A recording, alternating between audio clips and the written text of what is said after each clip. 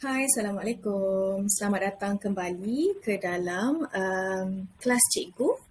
So, hari ini cikgu akan kongsikan kepada kamu satu tajuk yang baru. Previously cikgu dah buat bab 1 dan bab 2. So, hari ini cikgu akan kongsikan dengan kamu definisi dan takrifan bagi bab 3. Let's go! Okey, so bab 3 dalam fizik tingkatan 4 adalah bab yang bertajuk kegravitian. Okey, so kita tengok yang pertama. Apa maksud daya graviti? So daya graviti adalah daya semesta yang bertindak antara mana-mana dua jasad dalam alam semesta. Okay, so whenever you have two objects, okay, dia akan mengalami daya graviti lah untuk dua objek tersebut. Okay, yang kedua adalah hukum kegravitian semesta Newton. Jadi siapa yang mula-mula keluarkan teori berkaitan dengan daya graviti adalah Sir Isaac Newton. So, dia menyatakan dalam graviti antara dua jasad adalah berkadar terus dengan hasil darab jisim. Kedua-dua jasad dan berkadar songsang dengan kuasa dua jarak di antara pusat dua jasad tersebut. Susahnya nak faham. Okey, lebih mudah kalau cikgu terangkan hukum kegravitian semesta Newton ini dalam bentuk formula. Okey. Okay, so ini adalah formula dia. Jadi perkataan yang panjang itu tadi menyatakan dua objek, okay, dua jasad adalah berkadar terus. So daya graviti antara dua jasad M1 dan M2 adalah berkadar terus dan berkadar songsang dengan jarak kuasa 2. Okay, so ini merupakan formula untuk hukum kegravitian semesta Newton. Okay, so bila kamu ada masalah untuk menerangkan definisi dan takrifan, kamu pergi kepada formula. Okey, pergi kepada formula dan itu lebih mudah untuk kamu faham. Okey, itu tips cikgu lah. Okey, yang ketiga betul. Yang ketiga adalah daya memusat. So, apa maksud daya memusat? Daya yang bertindak ke atas suatu jasad yang sentiasa menuju ke arah pusat bulatan. Okey, apabila jasad melakukan gerakan membulat. Okey, bayangkan cikgu tengah pusing. Okay. Cikgu ada tali, cikgu ikatkan pada batu. Macam diagram tu buat. Ikatkan pada batu atau dalam kes ni dia guna objek. Cikgu pusing. So bila pusing, kamu akan perhatikan dia melalui satu laluan membulat. Okay. Jadi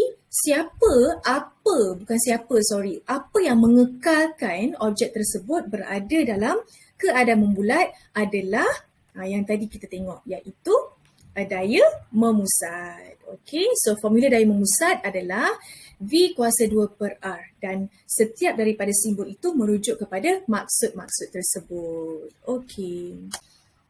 Seterusnya kita ada hukum Kepler. So hukum Kepler ada 3. Hukum Kepler pertama, hukum Kepler kedua dan hukum Kepler ketiga. Okey, let's go. Kita tengok yang pertama. Apa definisi yang pertama?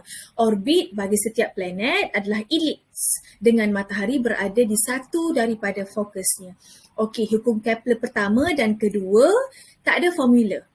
Okey, yang pertama, hukum Kepler pertama hanya menerangkan orbit berbentuk elliptical.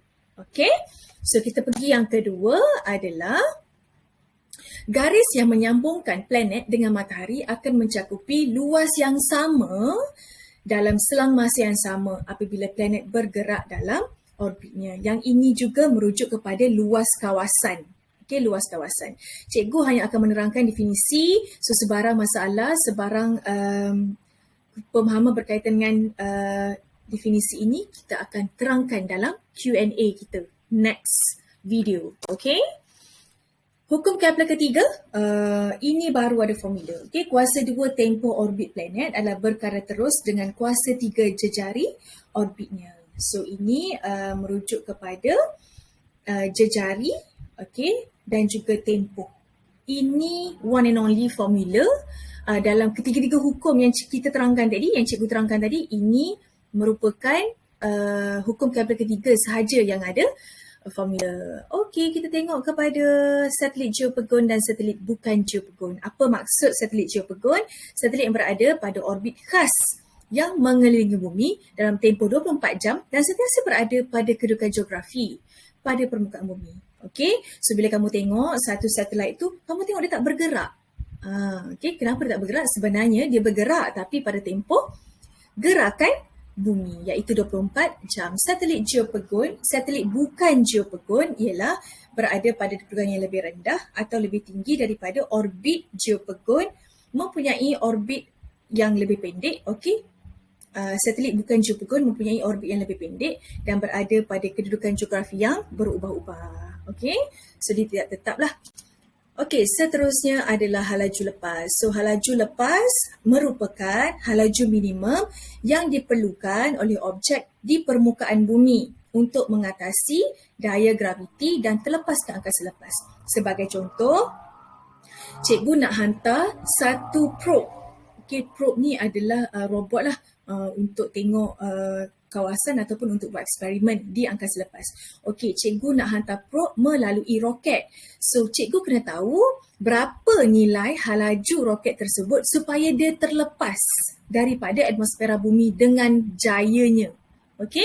So, macam mana kita nak kira halaju lepas? Okey, itu nanti kita akan bincangkan dalam video seterusnya. Okey, selesai untuk definisi takrifan bagi bab 3 kegravitian. Okey, so jangan lupa saksikan banyak lagi video cikgu akan upload untuk definisi dan takrifan sahaja, eksklusif untuk definisi dan takrifan. Sebab dalam kebanyakan soalan SPM, fizik, definisi dan takrifan adalah satu soalan yang wajib. Okay, dia mesti akan tanya soalan-soalan definisi dan takrifan. So, saya nak kukuhkan pemahaman dan juga keyakinan kamu dalam menulis definisi dan takrifan. Okey, kita jumpa lagi dalam kelas seterusnya. Terima kasih kerana belajar bersama cikgu. Okey, jumpa lagi next class. Bye.